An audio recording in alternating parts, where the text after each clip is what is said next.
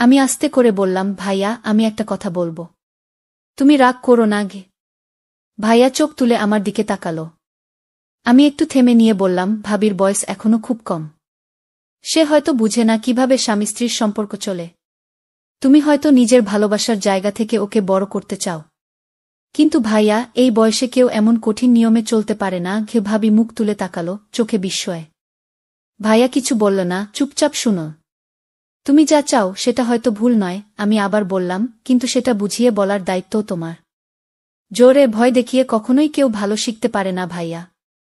বরং সে শুধু ভয় পায়। আর সেই ভয় থেকে আসে দূরত্ব, ভুল বোঝাবুঝি গিয়ে। আমি বলতে বলতে একটু থেমে গেলাম। ভাইয়া হঠাৎ উঠে দাঁড়াল। জানালার পাশে গিয়ে দাঁড়িয়ে রইল কিছুক্ষণ। তারপর হঠাৎ বলল, তুই তো ছোট ছিলি সবসময়। কবে এত বড় হয়ে গেলি যে আমাকে উপদেশ দিছিস? তবে কণ্ঠে ছিল অভিমান নয়, এক ধরনের মেনে নেওয়া। আমি এগিয়ে গিয়ে ভাইয়ার কাঁধে হাত রাখলাম। আমি তো তোমার ছোটি। তাই বলছি। কারণ তুমি যে কষ্ট পাচ্ছ সেটা আমিও সহ্য করতে পারছি না গি। বন্ধুরা, আজকের এই গল্পটি আরও স্পেশাল, না দেখলে খুব মিস করবেন। আর দয়া করে গল্পটি ভালো লাগলে ভিডিওটি লাইক, কমেন্ট, শেয়ার ও চ্যানেলটি সাবস্ক্রাইব করে দেন প্লিজ। ভাইয়ার বিয়ে ঠিক হবার পর থেকে বাসার পরিবেশ একেবারে বদলে গেল। মা বাবা খুশিতে ডুবে থাকলেও আমার মনে একটা অদ্ভুত অস্বস্তি কাজ করছিল। ভাইয়ার বুসাজু মাত্র 5 বছরের মেয়ে। নিজের কথাবার্তা খুবই কম, হাসিটাও যেন ভয়ে আটকে থাকে ঠোঁটের কোণে। প্রথম দিন থেকেই আমি লক্ষ্য করছিলাম। সে কথা কম বলে, মাথা নিচু করে থাকে সবসময়। তার বয়স নিয়ে আমি প্রশ্ন তুলেছিলাম, কিন্তু পরিবার বলেছিল বউয়ের বয়স ছোট হলে তবেই সহজে গড়াগড়ি হয়ে যাবে সংসার। ও আমি কিছু বলিনি তখন, কিন্তু মনটা কেমন করে উঠেছিল। বিয়ের 3 দিন পর প্রথম রাতে আমি আমার ঘরে শুয়েছিলাম। হঠাৎ রাত 1টার দিকে চাপা এক ধরনের আওয়াজ পেলাম। যেন কারো কণ্ঠ, রুদ্ধ কান্না বা কিছু একটা ঠেকিয়ে রাখা হচ্ছে। আমি উঠেই বারান্দায় গেলাম। পাশের ঘরে আলো নিভানো, কিন্তু দরজার ফাঁক দিয়ে আলো এসে পড়ছিল। কানে আসছিল ফিসফিস করা শব্দ। ভাবলাম, নতুন বিয়ে, এমন তো হতেই পারে। নিজেকে বোঝালাম। কিন্তু প্রতিদিন, প্রতিরাত একই আওয়াজ। প্রতিদিন রাত 1টা থেকে 2টার মাঝামাঝি সময়ে একটা চাপা শব্দ হতো, কখনো কান্নার মতো, কখনো ফিসফিস করে ঝগড়ার মতো, আবার কখনো দম বন্ধ হয়ে আসা নিঃশ্বাসের মতো। আমি এক রাতে ঠিক করলাম দরজার পাশে চুপ করে দাঁড়িয়ে থাকব। সেই রাতেও ঠিক একই সময়ে শব্দটা শুরু হলো। তোমার কিছু শেখার দরকার আছে কি? এটা আমার ভাইয়ার গলা। তবে খুব কঠিন, রাগী শোনাচ্ছিল। আরেকটা গলা, খুব নিচু, কাপা কাপা, আমি তো চেষ্টা করছি। ভাই। আমি চমকে উঠলাম। ভাই? ও কি ভাইয়াকে ভাই বলছে? আমি আর দাঁড়িয়ে থাকতে পারিনি। দরজা খুলে হঠাৎ করেই কাশলাম, যেন কিছুই জানি না। ভাইয়া দরজা খুলে মাথা বের করল। চেহারা একেবারে লাল, কপালে ঘাম। ঘুমাওনি এখনো? না, পিপাসা পেয়েছিল, পানি খেতে উঠেছিলাম গো। ভালো করে ঘুমাও। তোদের পরীক্ষার সময় এটা না করলে হয় না গিয়ে। আমি চলে আসলাম। কিন্তু রাতটা কেটে গেল অস্থিরতায়। রোজ রাতেই একই সময়, একই চাপা শব্দ, একই শ্বাসরুদ্ধ ফিসফাস। প্রথম কয়েকদিন নিজেকে বোঝানোর চেষ্টা করেছি, নতুন বিয়ে হয়েছে, কিছুটা অস্বস্তি হতেই পারে। কিন্তু ধীরে ধীরে শব্দগুলো কেবল অস্বস্তি নয়, ভয়ের মতো লাগতে শুরু করল। ভাবির কণ্ঠ যেন প্রতিদিন আরও বেশি কাঁপছে।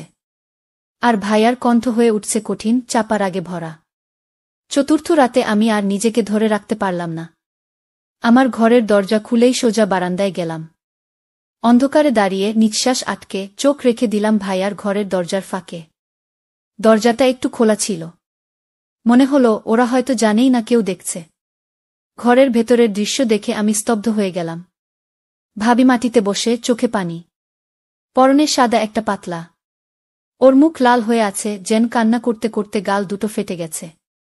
ভাইয়া দাঁড়িয়ে, তার হাতে একটা কিছু। মুখ গম্ভীর। তুমি এতটা বোকার মতো আচরণ করছো কেন? তুমি আমার স্ত্রী।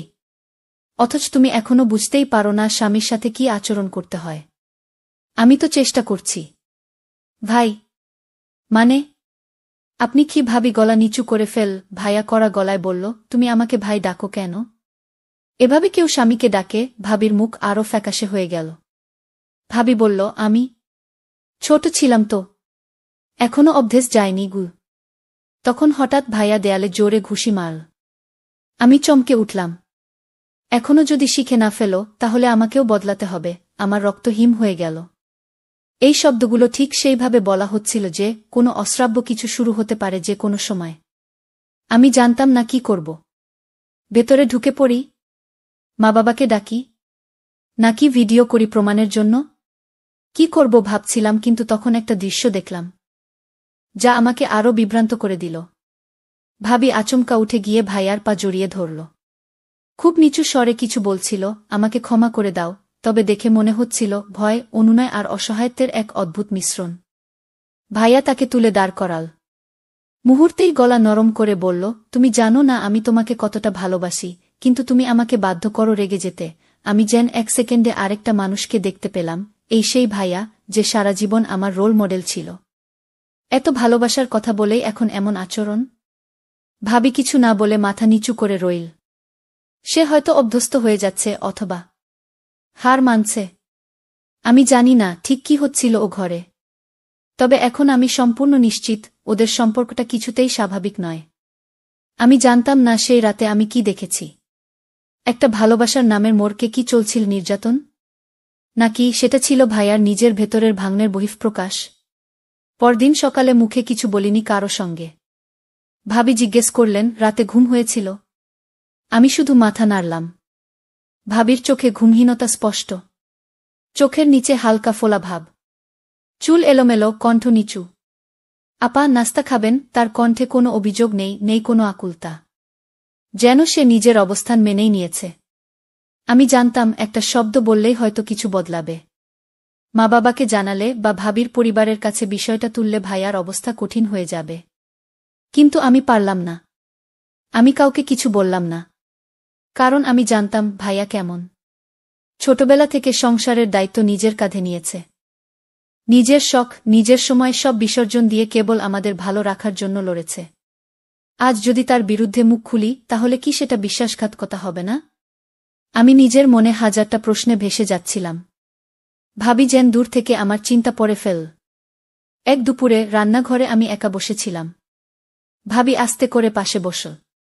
আপা আমি চমকে তাকালাম। আপনি কিছু দেখেছেন? আমার মুখ শুকিয়ে গেল। কি দেখ বলো? ভাবি নিচু গলায় বলল, আমি জানি না কি করব। আমি চেষ্টা করি, কিন্তু ভাইয়া খুব রেগে যায়। কিন্তু আমি জানি উনি খারাপ না। উনি শুধু চায় আমি যেন তার মতো হই। কি এই কথা শুনে আমি আর চুপ থাকতে পারলাম না। কি মানে তার মতো হও? তুমি কি ভয় পাও ওকে? ভাবি আমার চোখে চোখ রেখে বলল, ভয় পাই।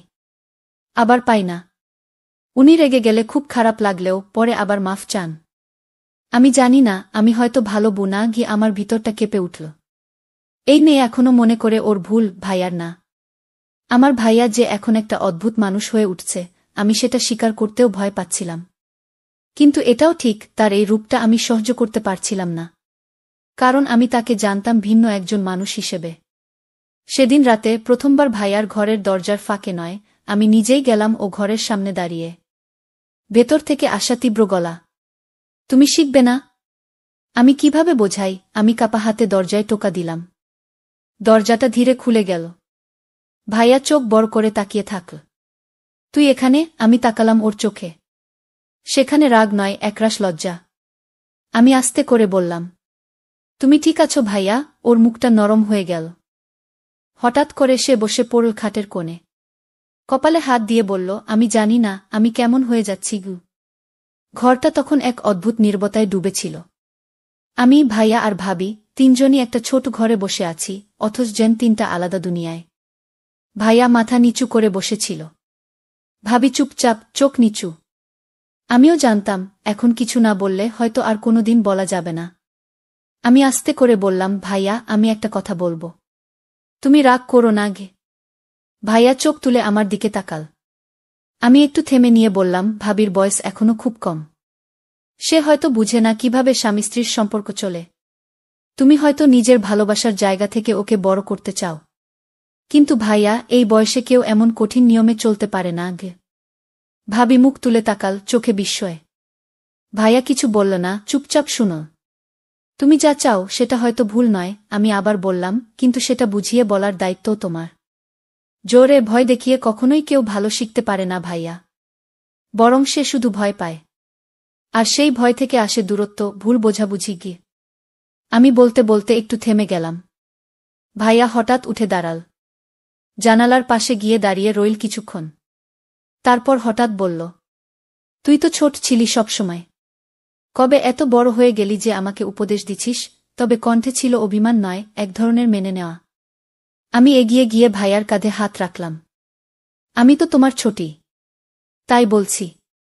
কারণ তুমি যে কষ্ট পাচ্ছ সেটা আমিও সহ্য করতে পারছি না। ভাইয়া ধীরে ধীরে আমার দিকে ফিরে তাকাল। চেহারায় এক গভীর ক্লান্তি নিয়ে বলল, ও আমি শুধু চাইছিলাম কেউ আমাকে বুঝুক।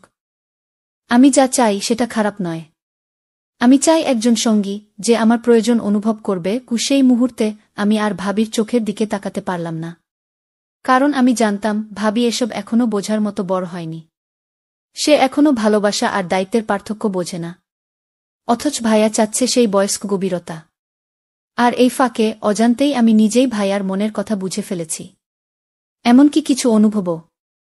আমরা তিনজন এক ঘরে, অথচ তিনটা ভিন্ন অনুভূতির লোক। ভাবি ভয়ে ঢাকা, ভাইয়া একাকিত্বে কাঁপা, আর আমি এই দুইয়ের মাঝখানে দাঁড়িয়ে নিজের অবস্থান খুঁজে ফিরছি। রাত তখন অনেকটা গড়িয়ে গেছে।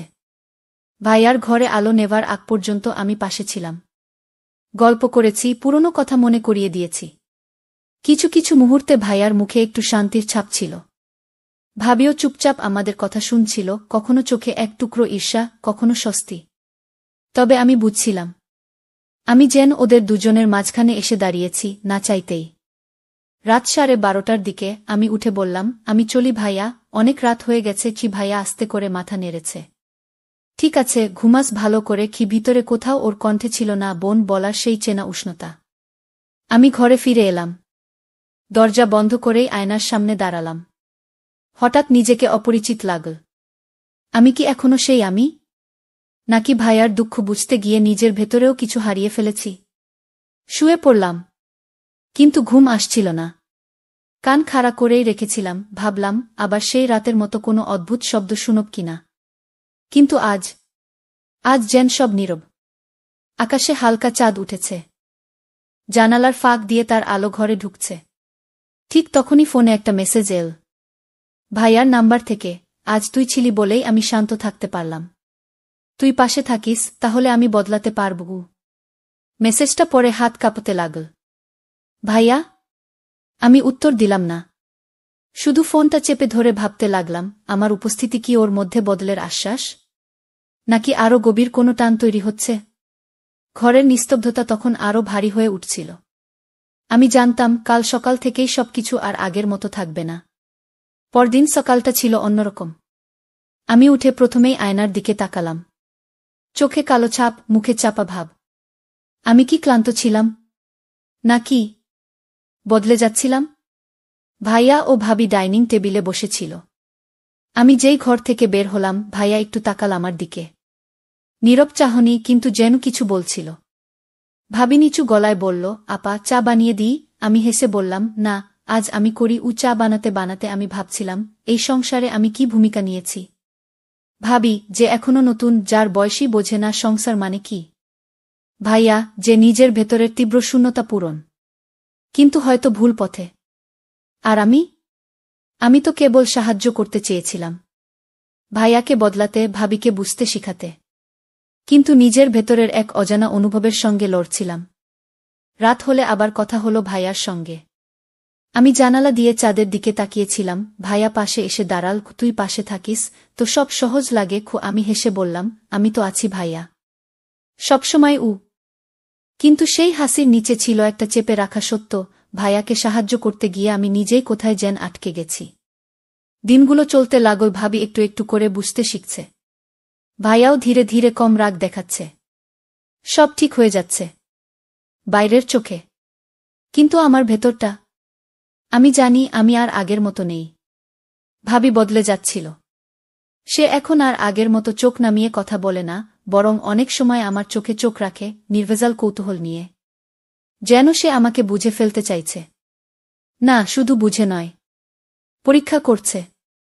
একদিন সন্ধ্যায় রান্নাঘরে সে আমাকে হঠাৎ জিজ্ঞেস করল, আপা, ভাইয়ার সাথে আপনি অনেক কথা বলেন আজকাল। ভালো লাগে আপনাদের বন্ধুত্ব দেখে আমার ভেতরটা ধক করে উঠল। আমি বললাম, ভালো বন্ধুত্ব তো ভাই বোনের মাঝে থাকতেই পারে, তাই না? সে মাথা নাড়ল, হ্যাঁ, নিশ্চয়ই। কিন্তু মাঝে মাঝে মনে হয় আমি যেন বাইরের কেউ। তার কণ্ঠে ঈর্ষা ছিল না, ছিল এক ধরনের ক্ষীণ ক্ষোভ আর ভয়ের ছায়া। রাত গভীর।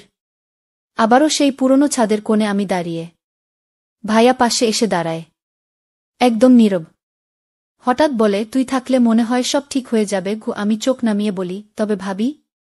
সে কোথায় থাকবে? ভাইয়া ধরা গলায় বলে, সে তো চুপ। তুই যে আমাকে বুঝিস কি? এই প্রথম আমি সরাসরি বললাম, ভাইয়া, তুমি যা খুঁজছ সেটা আমি দিতে পারি না। আমি পারলে না। ভাইয়া অবাক হয়ে তাকাল। তার চোখে তখন কষ্ট, হারানোর ভয় আর একটা বেপরোয়া আকাঙ্ক্ষা। তো বন্ধুরা, ভিডিওটি ভালো লাগলে কমেন্টে জানাবেন। এইরকম ভালোবাসার গল্প শুনতে চাইলে চ্যানেলটা সাবস্ক্রাইব করুন এবং পাশে থাকুন আর আপনার বেল আইকনটা বাজিয়ে রাখুন, যাতে নতুন ভিডিও আপলোড করা মাত্র আপনারা দেখতে পারেন।